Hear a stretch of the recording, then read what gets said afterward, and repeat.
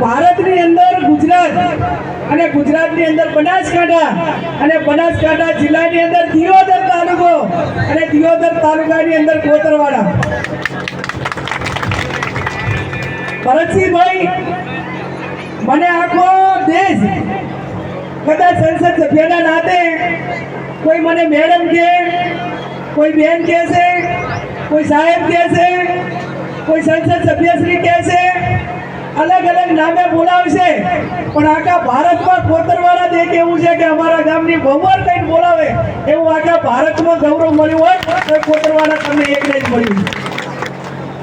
ત્યારે એ ગૌરવને જવાબદારીપૂર્વક નિભાવજો.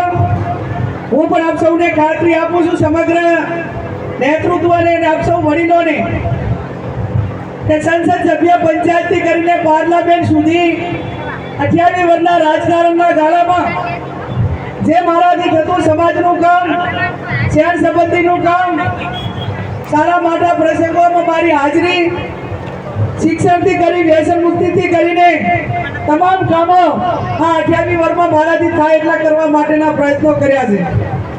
આવનાર સમયમાં આ સમાજમાંથી, આ વિસ્તારમાંથી નાના મોટા વ્યસનો હોય તો વ્યસનો દૂર થાય, શિક્ષણમાં આગળ વધો, નાના મોટા ખર્ચાઓ ઘરના હોય કે બીજા પ્રસંગોના હોય એ ખર્ચાઓ ઓછા કરો અને વધારે શિક્ષણ કઈ રીતે, આજે શિક્ષણ શું છે એ આજે તમે બધે જોયું કે આજથી 40 વર્ષ પહેલા મારા મા બાપે મને ના ભણાવ્યું હોત તો અત્યારે 140 કરોડની પ્રજાની પ્રતિનિધિ છેક દિલ્હી સુધી ના પહોંચી શકી હોત, જેનું પરિણામ અત્યારે 28-40 વર્ષે પછી આપણને દેખાય છે.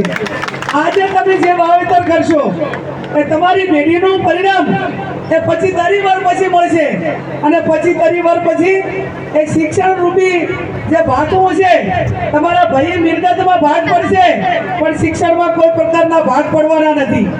શિક્ષણની સાથે સંસ્કારો આપજો. એકલું શિક્ષણ પણ નહીં, પણ એની સાથે સંસ્કારો પણ જરૂરી છે. ભાઈચારાની ભાવના રાખજો.